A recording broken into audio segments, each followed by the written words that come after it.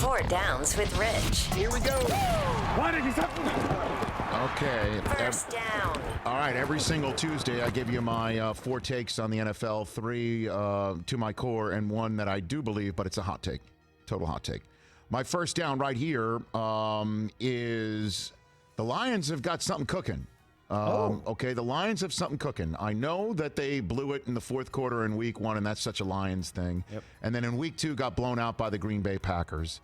But what I saw with Kenny Golladay back on offense, along with Marvin Jones and this kid Hawkinson at tight end, and Adrian Peterson currently 12th in the league in rushing.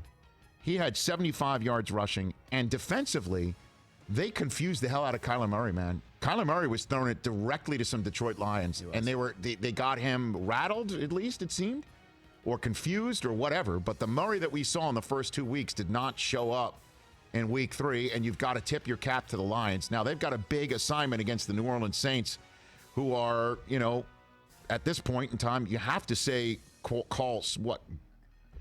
Beatable. Then they go to a bye week with Jacksonville and Atlanta and Indianapolis and Minnesota and the Washington football team and Carolina right behind them. There's a ton of winnable games for this team that's sitting out there for the Detroit Lions. I think they've got something cooking based on what I saw. The Cardinals could not get off the field against Matthew Stafford in that fourth quarter. Matthew Stafford had him right where he wanted him, and they even had what a seemingly game-winning throw down to the 1-yard line, called back due to holding, and still won the football game. So Lions things were happening at the end of that game. That was my impression of that game. That's my first down. Let's go to second down. Right here.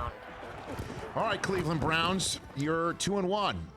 You're going to Dallas. Run the ball, Cleveland. Run the football. You've got your remade offensive line cooking, and you have the best running back tandem. Yes, best running back tandem in the National Football League behind you. Nick Chubb is 4th in the league in rushing with 292 yards. Kareem Hunt is 13th in the league in rushing with 204 yards. The only other team in the NFL to have 2 different players in the top 20 in rushing is Arizona, with none other than Kenyon Drake and Kyler Murray. So 2 running backs are right there sitting there for your disposal. You want to get Baker Mayfield chill and up and running and continue this thing forward in a positive way. Go to Dallas, run the football, keep Dak Prescott in his 60 attempts and 450 yards passing on the sideline, and run it. And hit him in the mouth like the Bills did on Thanksgiving last year. You've got the ability to hit people in the mouth. Run the ball, Cleveland. That's your way to win. And they could really win because they've got the tools to do it. Third down. Third down. Get the laugh ready, Mike Del Tufo. Get the laugh ready. Which one? Because Gronk I got it. is alive. Zombie Gronk showed up the first 2 weeks. But that guy is alive. Gronk had 7 targets, all right, in week 3. And I think we're beginning to see Brady look for Gronk. And, I know Godwin got hurt again. My goodness, if he can only stay healthy. Yeah. But the Brady-Gronk connection showed up in week 3 in Denver. And I'm going to keep an eye on all that.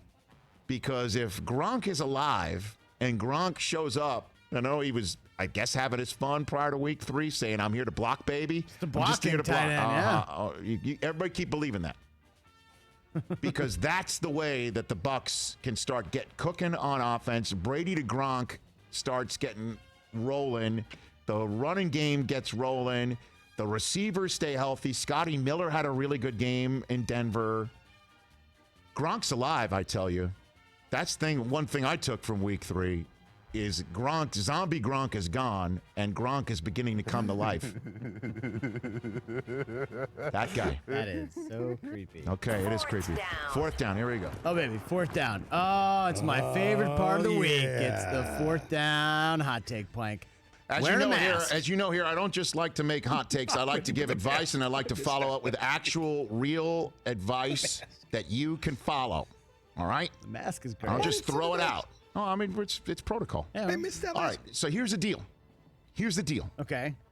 The Jets stink on ice. Oh, yeah. Oh, They're They bad. stink on ice, to use the phrase in New York. Thursday Night Football. The problem for the Jets is their co-tenants also stink on ice. All right? And right now, there's a battle for the worst record in the NFL, and the Jets better not blow it. Because as you know, yesterday I declared Sam Darnold officially broken by the Jets. He's officially broken. So here's what they have to do.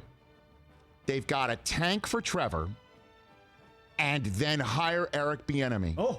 And hook up Bieniemy and what the Chiefs are doing with Mahomes to a guy who could be Mahomes 2.0, even taller version, okay? Hook Bieniemy up with this guy, and here's how they tank. After they lose to Jeff Driscoll, they basically say, Sam needs some time off. Get him out of there, because you don't want him ruined for whatever you're going to get in response for another team for Sam Darnold when you finally let him fly and be free. Get him out of there and start losing games with your backup. And if you're accused of being tanking for Trevor, you basically say, we just need to give Sam some time off. We got to see. I don't even know who the hell their backup is. I don't even care. I know Flacco's third string. We need to see what we've got and fill in a blank. I don't care who it is. It could be Zombie Gronk. I'm a Jet fan. I don't even know who the hell the backup is. And thank God, because we don't know it, because we might actually see that person out there, because Sam Darnold's going to get absolutely smothered. Tank for Trevor, get Eric Bieniemy, rip the knob off, and go into the next decade and beyond and win the AFC East every single year like the Patriots did. Wow, that's a good plan, actually. That's my fourth down. Well, it's a hot take to do that. And your backup might actually be Joe Flacco. You have James Morgan and Mike White on the roster. Well, we need to see what we have in Mike White. I need to see what we've got in Captain Morgan. Make him a captain. Captain Morgan. Make some money off of some sort of deal. Right? And then, you know, brought to you by this tank job, brought to you by Captain Morgan. And we all drink it to get through the whole experience. I love it. To make us numb.